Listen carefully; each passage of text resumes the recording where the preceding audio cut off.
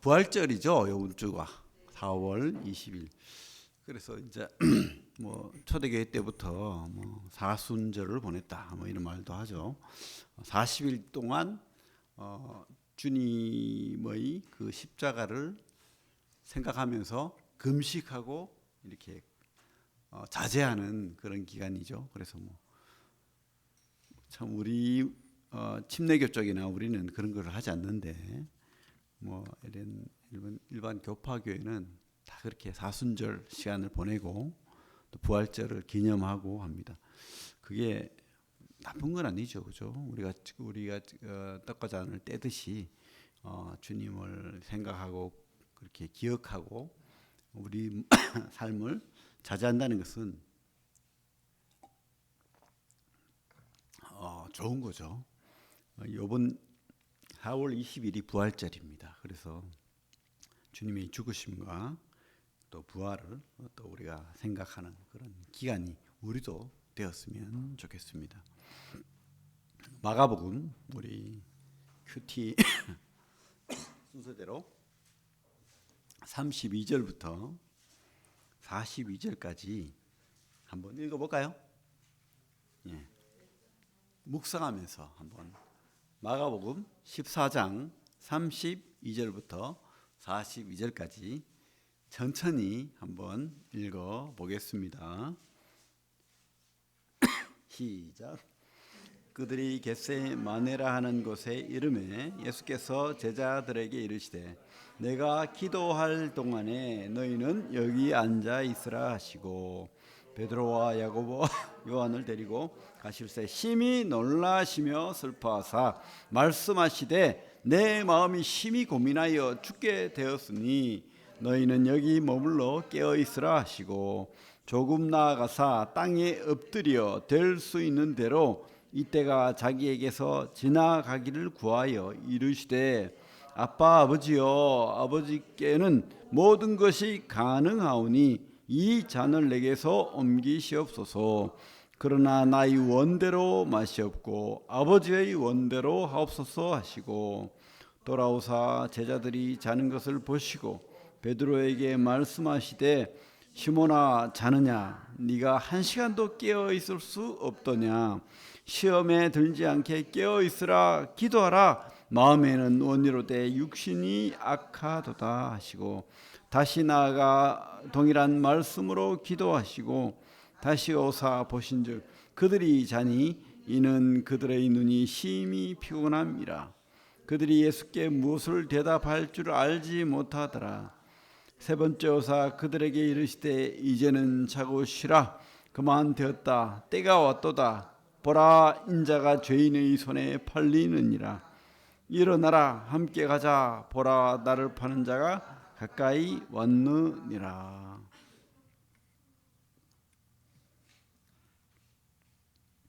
오늘 제목은 겟세마네 기도입니다. 그죠? 겟세마네 기도라는 제목으로 말씀 나누기를 원합니다. 우리 그 사진을 한번 보겠습니다. 우리 그죠? 이 아주 유명한 그림입니다. 그 화가 이름이 뭐죠? 많이 하네요. 우리 교회도 이런 훌륭한 화가가 나와가지고 우리는 저런 절규하는 그림이 아니라 행복해하는 그림만 주구장창 그리면 유명해집니다. 제가 비법을 알려줬어요. 아주 행복해하는 그림만 계속 그리십시오. 그러면 행복해집니다. 유명해집니다. 그죠? 뭉크는 보십시오. 이 빨간색 타오르는 석양. 외계인 같은 괴기한 얼굴을 가진 사람, 두 손을 맞고 부르짖고 있는, 그죠? 좀 괴기스럽죠, 너무. 근데 이 그림의 배경이 오슬로, 어느 나라죠, 오슬로가? 오슬로의 에케베르 언덕이랍니다. 절망, 절규, 불안, 이 그림만 계속 그린 거예요. 근데 참 뭉크가 참 불쌍한 사람이 보니까. 왜냐하면 저 장소가 장례식의 장소랍니다. 누구? 어머니, 아버지, 누나. 그렇게 장례식을 통해서 죽음을 겪었던 그런 장소였고, 저 근처에 정신병원이 있는데 자기 사랑하는 여동생이 저 정신병원에 갇혀 있다는 거예요. 참 이해가 가죠, 그죠? 얼마나 불안하고 얼마나 절규스럽고 얼마나 절망스러우면 저런 그림을 통해서 인생을 드러내지 않았나, 자기의 있던 마음도 드러내고 이 땅의 삶의 모든 것을 드러내지 않았나. 여러분, 근데 우리가 우리 살면서 그저 모르겠어요. 뭐 꼭 저 그림은 아니더라도 저런 느낌을 갖잖아요. 우리도 우리 어릴 때 생각하면 그저 엄마가 갑자기 없어. 얼마나 불안한지 모릅니다. 우리 저 성결이가 느꼈던 그 불안, 그 고통을 제가 어느 정도 압니다. 압니까, 여러분? 집에 어릴 때 집에 왔는데 아무도 없어. 그렇게 나를 반겨주던 엄마가 없어. 그 불안감, 그죠? 그럴 때 어떻게 해야 되죠? 우리는 그죠? 기도해야 됩니다. 그죠? 기도해야 돼요. 겟세마네 기도. 겟세마네라는 장소가 참 의미가 있죠. 그 겟세마네를 배경으로 한 노래도 우리 찬송가도 있잖아요, 그죠? 겟세마네, 순환을 준비한 장소. 주님이 또 성경에 누가복음에 나오죠. 주님이 피를 땀같이 흘리던 그런 기도의 장소. 근데 이 겟세마네라는 그 단어의 의미가, 또 이 장소가 겟세마네라는 장소가 의미가 있는, 기름 짜는 곳이래요. 과일 기름. 그 농사를 지어 가지고 그곳에다가 기름틀이 있었겠죠. 기름 짜는 틀이. 그 지역이 기름을 짜는 장소랍니다. 참 의미가 있지 않습니까? 주님의 그 마음을, 그 고통을 쥐어짜던 그곳. 주님은 또 이 습관처럼 이곳에 가서 기도를 했대요. 그 하나님 아버지께 그 삶을 토로하던 그 장소, 뭉크의 절규처럼, 절망처럼, 고통처럼, 불안처럼. 주님도 우리 인간이었잖아요. 똑같이, 그죠? 악한 세상에서 이런 고통을 겪고 불안을 겪고, 그러나 물론 하나님 아버지하고의 교제, 기쁨의 즐거움도 있었겠죠. 하지만 우리가 느낀 이런 것들을 다 똑같이 느끼고 있다는 것을 우리가 오늘 본문을 통해서도 우리가 알 수 있다는 겁니다. 주님은 죄인은 아니죠. 죄가 없습니다. 죄가 없지만 똑같은 연약한 육신의 모습으로 이 땅에 오신 그런 사람이라는 것을 우리가 볼 수가 있는 거죠. 그래서 우리 32절을 보면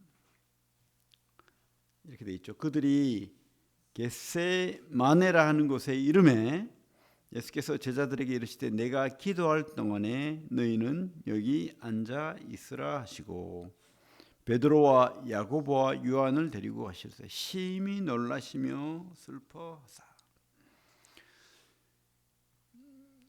물론 그죠? 자주 습관적으로 기도하는 장소입니다. 여러분 진짜 불안할 때 있잖아요. 괴로울 때 있을 수 있잖아요. 뭐 그죠? 부부싸움 하고 막 그죠? 이렇게 간에 돌이 생기잖아요. 막. 그죠? 그리고 막 뭔가 이렇게 심장이 쪼이는 듯한 그런 느낄 때가 있잖아요. 그럴 때는 어떻게 하죠? 막 화내고 폭발적으로 화를 내고 또 한 번씩 주먹도 휘두르고 이렇게 됩니까? 그건 아닌 것 같아요. 그죠? 주님의 방법은 무엇입니까? 우리에게 준 하나님의 최고의 비법. 쉬워요, 사실. 쉬운데 우리가 이 비법을 활용하지 않습니다. 또 신뢰하지 않아요. 지겨워합니다. 그리고 하지 않아요. 저도 반성을 합니다.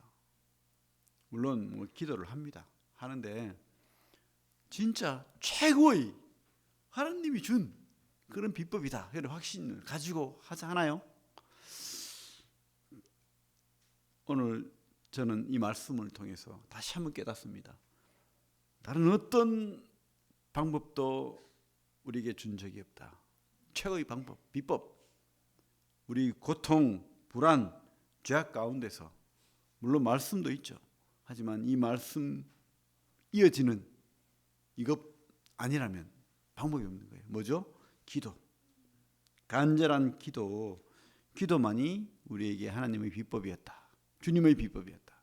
우리에게 준 비법이었다. 그죠? 제자들에게 똑같이 하잖아요. 기도하라고. 주님도 그렇게 하셨고 우리에게도 준 그런 비법이라는 것을 생각하게 됩니다.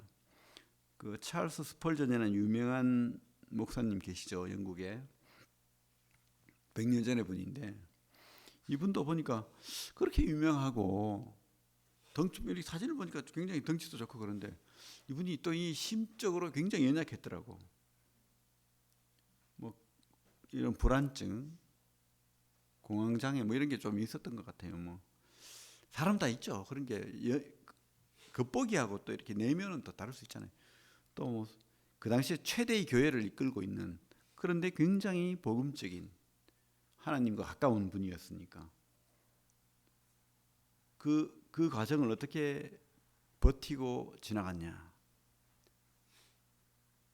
또 이렇게 육신의 고통도 있었더라고요. 보니까 이분이. 근데 그런 것들을 다 겪으면서 많은 일들을 했더라고요. 엄청난 설교, 또 집필, 뭐 이런 것을 감당했던데 어떻게 감당했을까? 고백하기를 기도밖에 없었다. 그래서 어떤 분이 또 이런 말씀을 하셨죠. 나는 기도할 시간이 너무 없어요. 바빠요. 너무 바빠서. 그래서 기도합니다. 참 그런 이야기를 합니다. 그게 바로 비결이 아니었나. 사람으로서 할 수 없는 것을 하나님으로 할 수 있다. 생각이 들어요. 그래서 주님도 지금 인간이잖아요. 지금 쪼여오는 그런 불안, 죽음, 고통, 배반 그런 모든 것들을 안고 땀이 피같이 흐르는 그 밤에 할 수 있는 건 기도밖에 없었다는 거죠. 기도. 그래서 감람산으로 늘 습관과 같이 기도하는 것. 누가복음 22장에 가면 한번 볼까요? 우리 누가복음 마가복음 뒤에 있죠. 누가복음 22장. 제가 이렇게 성경을 찾아줄 때 기록하는 거예요. 저는 그랬어요. 막 이렇게 우리 설교하시는 분이나 이러면 좋은 말씀 주시면 마가복음에다가 누가복음 22장 39절 막 적어놓고 이게 다 여러분들이 이 다음에 설교하고 이 다음에 이렇게 말씀 전할 때 다 살이 되고 피가 되는 건데 이런 좋은 공부 시간을 다 이렇게 그냥 흘려보내고 외우고 공부하지 않고 이러면 무슨 소용이 있겠습니까? 성장이 없잖아. 그죠? 누가복음 22장 39절에 한번 같이 한번 읽어볼게요. 시작. 예수께서 나가사 습관을 따라 감람산에 가시매 제자들도 따라갔더니 습관을 따라. 그래서 주님은 40절에 그곳에 이르러 그들에게 이르시되 유혹에 빠지지 않게 기도하라. 습관을 따라 기도하던 장소였다. 주님도 이렇게 열심히 기도하는데 습관을 따라 기도하는데 우리는 먼 배짱으로 그죠? 가끔 기도하는 주님은 열심히 기도했는데 그런 생각이 들어요. 제 이야기입니다. 계속해서 제 이야기를 하는 겁니다. 하나님 아버지를 만나는 곳, 기도하는 곳, 그죠? 그곳에 우리 22장 44절 같이 한번 읽어볼까요? 44절 시작. 예수께서 힘쓰고 애써 더욱 간절히 기도하시니 땀이 땅에 떨어지는 핏방울 같이 되더라. 어떤 의사분이 이럴 수 있다고 말하더라고요. 이렇게 너무 긴장하고 너무 간절하면 이렇게 몸 안에 있던 체액이 흘러 넘칠 수 있대요. 그 붉은 핏방울 같이 그런 일이 있답니다. 극심한 스트레스가 오면 그 주님은 그 얼마나 큰 스트레스였을까. 본인의 일이 아니잖아요. 이것은 하나님 아버지의 일이고 모든 인류의 일이었기 때문에 그 고통을, 그 불안, 그 압박을 체험했다는 것을 우리가 이 기록을 통해서 볼 수가 있는 겁니다. 온몸으로 피가 땀이 되어서 나올 만큼 지금 겪고 있는 거예요. 겪고 있는 거. 그래서 기도하는데 특별히 그죠?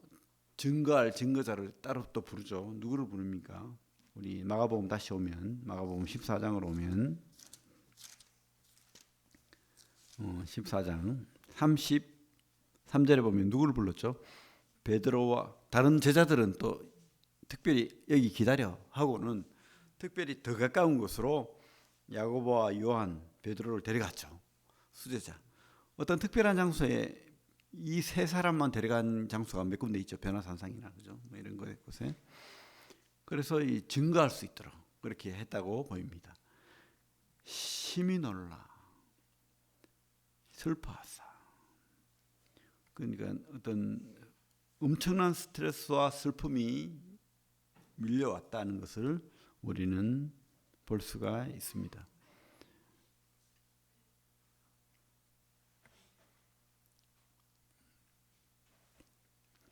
참 그죠?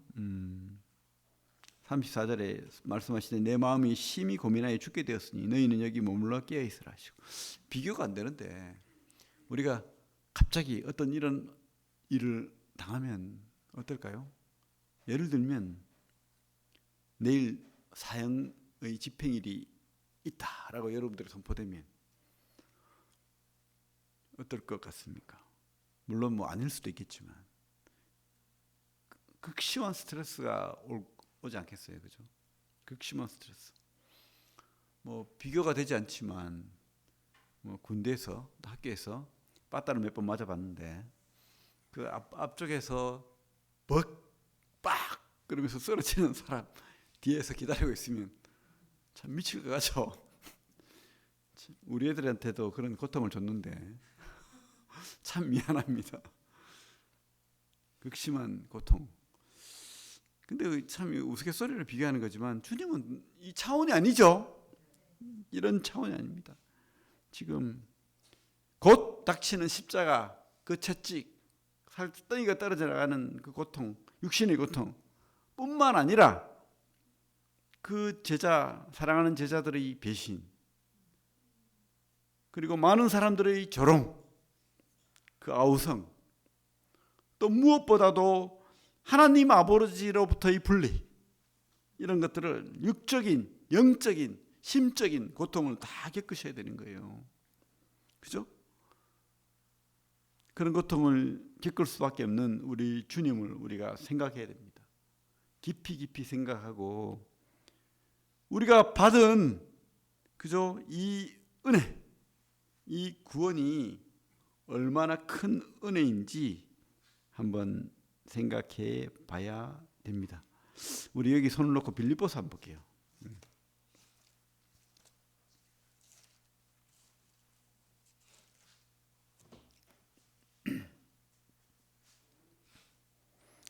그런 고통 가운데서도 우리 주님은 그죠? 그 죽음을 회피하지 않았습니다. 우리 6절부터 2장 빌립보서 2장 6절부터 8절까지 320페이지 신약 6절부터 8절까지 같이 읽겠습니다. 시작. 그는 근본 하나님의 본체시나 하나님과 동등됨을 취할 것으로 여기지 아니하시고 오히려 자기를 비워 종의 형체를 가지사 사람들과 같이 되셨고 사람의 모양으로 나타나사 자기를 낮추시고 죽기까지 복종하셨으니 곧 십자가에 죽으심이라.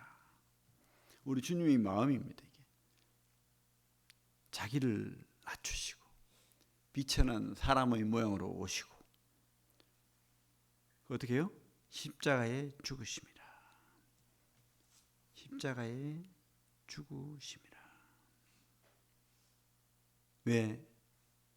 왜 죽으셨습니까? 주님은 받지 않고 싶어요. 이거 십자가, 이거 고통 좀 우리 성경에 뭐라고 되어 있습니까? 35절에 보면 이런 말 있죠. 너희는 여기 34절에 고민하여 죽게 되었으니 너희는 여기 머물러 깨어 있으라. 머물러 깨어 있으라. 깨어 있으라도 의미가 있는 말입니다. 조금 나가서 땅에 엎드려 될 수 있는 대로 이때가 자기에게서 지나가기를 구하여. 땅에 엎드려. 보통은 서서 기도합니다. 유대인들은 이제 대부분 서서 기도합니다. 근데 아주 특별할 때 납작 엎드립니다. 회개할 때, 나의 모든 것을 주님 앞에 내려놓을 때. 근데 주님은 죄도 없으신 분입니다. 특별히 회개하고 이렇게, 그죠? 삼위일체 되신 하나님 아버지와 교제를 즐겨야 되는 사람이에요. 근데 그분 앞에 납작 엎드립니다. 왜? 우리 인간의 죄, 인간의 어떤 연약함, 그것을 자기가 대표하니까 겸손한 모습으로 납작 엎드려서 간구하는 거예요. 주님, 이 잔을 내게 옮겨 주옵소서. 이 말씀도 사실은 성경에 예언된 말입니다. 왜냐하면 이사야 51장에 가면 고난의 잔을 옮기시는 분은 하나님이다. 하나님이 이 잔을 옮긴다라고 되어 있거든요. 이사야 51장 22절 23절에. 그래서 하나님은 하나님 아버지라면 나 이 십자가의 잔을, 피의 잔을 옮길 수 있다. 알아요. 옮겨주십시오. 제발 옮겨주십시오. 아버지 할 수 있잖아요. 제발 옮겨주십시오. 아버지는 할 수 있잖아요. 기도할 수 있잖아요. 그죠? 근데 이렇게 기도했는데 안 들어주죠? 하나님 아버지가 들어주십니까? 이렇게 엎드리고 간절하게 피땀을, 그죠? 간절한 기도를 드렸는데 피땀을 흘릴 만큼, 피땀을 흘릴 만큼. 왜입니까? 십자가 없이는 나의 죄, 너의 죄, 우리 인류의 죄가 용서되지 않고 갚아지지 않는다는 것을 보여주는 거예요. 방법이 없는 거예요. 주님도 아시겠죠. 그래서 우리 36절 같이 한번 읽어볼까요? 36절 같이 읽겠습니다. 시작. 이르시되 아빠 아버지여, 아버지께는 모든 것이 가능하오니 이 잔을 내게서 옮기시옵소서. 그러나 나의 원대로 마셨고 아버지의 원대로 하옵시고. 그죠? 아버지의 원대로 하옵시고, 아버지의 뜻대로. 고통 가운데서, 그 심적인 고통, 육적인 고통 가운데서 간구를 할 수밖에 없지만 끝내는 순종할 수밖에 없는 우리 주님. 그거 알고 오셨어요. 그리고 알고 기도하는 거예요. 알고 감당하는 겁니다. 그런데 결론은 뭐죠? 십자가 없이는 구원이 없다. 주님의 그 살덩이가 떨어져 나가는 그 고통 없이는, 물과 피를 다 흘리는 그런 고통이 없이는 내가, 너가, 우리 모든 사람들이 이 죄가 해결되지 않는다. 다시 천국이 임할 수 없다는 거예요. 그 창세기에 하나님이 보시기에 좋았더라 하시던 그 아름다운 하나님의 나라가 이루어질 수 없다는 거예요. 첫 아담이 실패한 그 실패가 마지막 아담 대신 우리 주님으로 말미암아서 회복된다는 거예요. 그게 얼마나 큰 고통인지 주님께서 이 고통을 겪고 있는 거죠. 지금 그 회복의 고통 다 참으신 겁니다. 그거 아시는 거예요. 방법이 없다는 거예요. 여러분, 다른 길 없죠? 다른 길이 있다는 분 많습니다.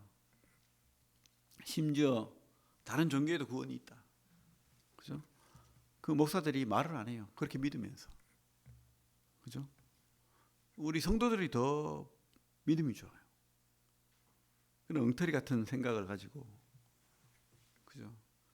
신부가 절에 가고, 김기석 목사 같은 사람은 잘잘 보면 잘 나오죠.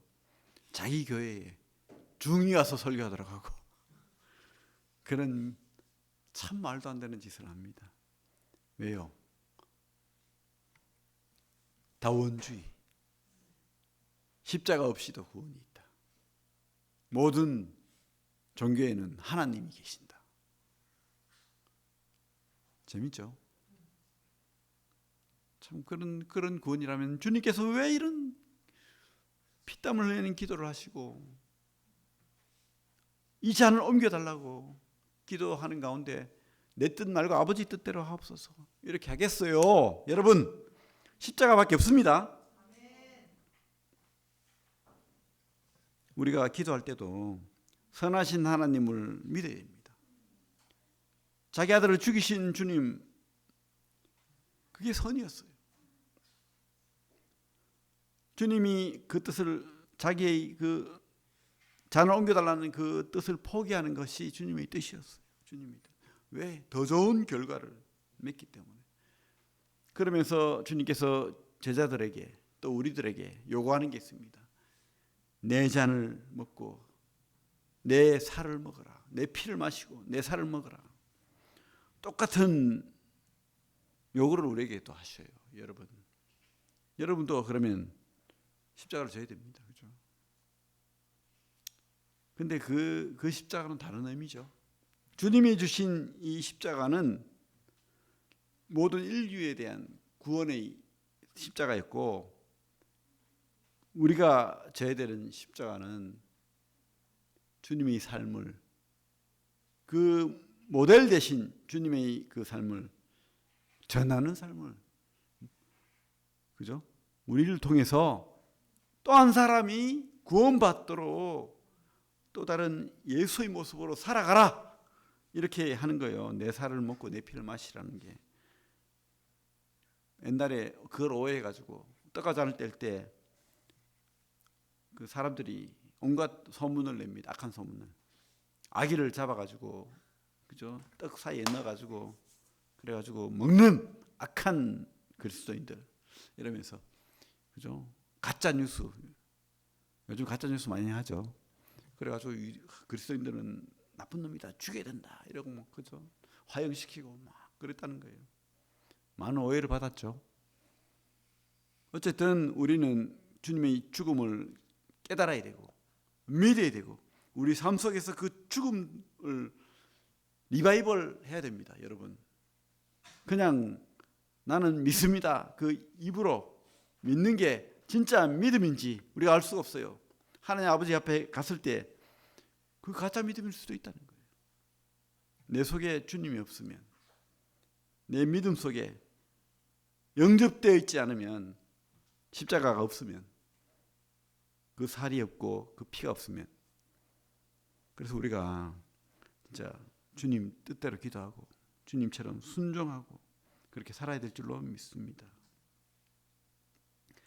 내 뜻을 포기할 때 더 좋은 게 있는 거예요. 우리 오늘 말씀 보면 주님이 그래 내 아들아, 그래 십자가 옮겨줄게 했으면 주님은 죽지 않아도 됩니다. 근데 우리 죄는 또 다른 하나님이 원하셨던 그 하나님 나라는 이루어지지 않는 거예요. 그죠? 우리도 그래요. 우리도 열심히 기도할 수 있습니다. 어떤 뭐 작은 기도 제목도 있을 수 있고 큰 기도 제목도 있을 수 있고. 근데 주님이 우리의 기도를 들어주지 않았어요. 그럴 수 있잖아요. 그러면 우리가 기억해야 됩니다. 하나님은 더 좋은 것을 주신다. 내가 열심히 간절한 마음으로 진짜 기도했다면 그렇게 믿어야 됩니다. 주님이 그 모델이에요, 모델. 더 좋은 거 주신다. 그죠? 그 오늘 말씀도 보면 37절 같이 읽겠습니다. 시작. 돌아오사 제자들이 자는 것을 보시고 베드로에게 말씀하시되 시몬아 자느냐? 네가 한 시간도 깨어 있을 수 없더냐? 시험에 들지 않게 깨어 있어 기도하라. 마음에는 원이로되 육신이 약하도다 하시고. 바로 우리 모습이죠. 그런데 왜 베드로야 안 하고 시몬아 했을까요? 많은 우리 성경을 공부하는 분들은 참 이 베드로라고 말하기 부끄러웠다. 베드로는 뭡니까? 반석.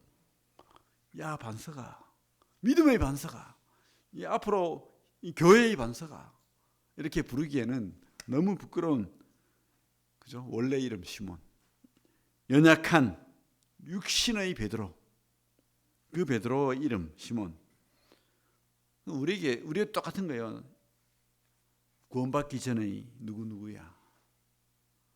하나님을 믿는다 하면서 내 속에 하나님 없는 누구야. 내가 한 시간도 깨어 있을 수 없다냐. 그렇게 주님과 같이 기도해야 되는데 그 주님의 간절한 기도를 들었을 거예요. 들으면서 잠이 든 거예요. 물론 많이 피곤했겠죠. 뭐 알 수는 없는데 그게 자장가처럼 들렸는지 그 눈물을 흘리면서 피땀을 흘리면서 기도하는데 잠들어 버립니다. 참 우리가 그렇죠. 성도의 고통을 보면서도 그렇게 공감되지 않아요. 소통되지 않습니다. 성도의 그 참 간절한 기도를 보면서도 같이 기도하지 않습니다. 또 죽어가는 믿지 않는 영혼들을 보면서도 간절함이 없어요. 목회적인 마인드가 생기지 않습니다. 그죠? 바로 우리 모습 아닙니까? 내가 한 시간도 깨어 있을 수 없더냐. 주님은 여기 깨어라는 말을 계속 반복합니다. 이것은 종말론적으로 우리에게 주는 말이라고 생각이 들어요.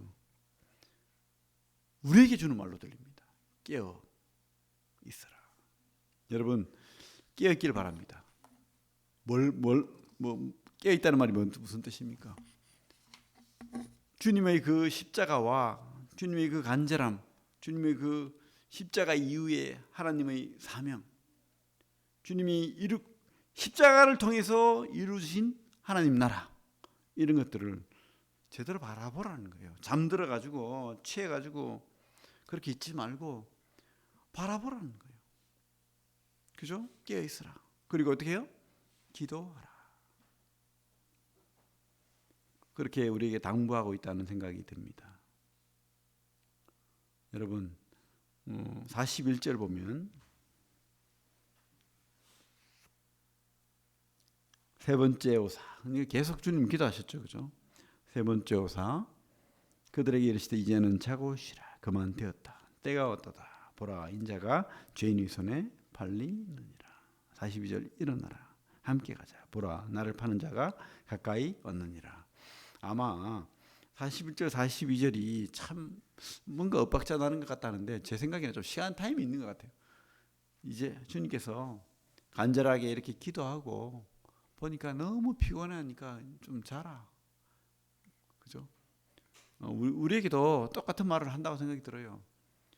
우리 안 되는 거 알아요. 그래서 최선을 다했으면은 자도 된다. 자라. 그런 우리 주님, 아버님 같은, 큰형 같은 그런 말로 하셨다고 보여집니다. 그리고 조금 쉬고 난 다음에 주님께서 뭐라고요? 일어나라. 함께 가자. 보라, 나를 파는 자가 가까이 왔느니라. 그렇습니다. 우리에게도 똑같이 이런 그죠? 고통 가운데서 기도하길 바라시고 또 어떻게 해요? 더 큰 은혜 가운데 하나님이 채워주실 것을 믿고 순종하는 그런 기도를 주님께서 들으시고 우리에게, 우리 이 시대에 사는 우리에게, 나에게, 너에게, 모든 우리 성도들에게 깨어있기를 바라시는 그런 주님의 말씀이라는 생각이 듭니다. 우리가 어떻게 살아야 됩니까? 십자가의 삶을 살아내야 되겠죠. 그런 삶을 통해서 우리가 실패하지 않고 주님 나라 갔을 때에 주님이 그죠? 반드시 칭찬이 있을 것입니다. 부끄러운 구원이 아니라 주님 앞에 칭찬받는 그런 성도들 꼭 되기를 바랍니다. 예, 기도하겠습니다. 하나님 아버지 감사합니다. 참 어리석고 미련하고 연약한 자임을 고백드립니다. 십자가 외에는 구원이 없음을 또한 고백드립니다. 주님이 이 모든 짐을 다 지시고 우리 죄인들의 대표가 되셔서 십자가의 죽음을 통과하시고 사망을 이기시고 부활하심으로 말미암아서 모든 믿는 자에게 영원한 하나님 나라를 소유하게 하셨습니다. 주님, 이 믿음 잃지 않고 끝까지 붙잡기를 원합니다.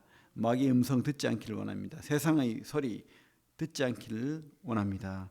특별히 우리 구미 새인동교회가 주님이 원하시는 것처럼 깨어있기를 원합니다. 그래서 이 사명 감당하고 끝까지 주님 따라가는 그런 성도, 그런 교회 되게 하여 주시옵소서. 우리 영혼들이 구원받는, 또 우리 성도들이, 또 우리 청년들이 영향력을 미치는 그런 교회 되게 하시길 원합니다. 예수님 이름으로 기도를 드립니다. 아멘.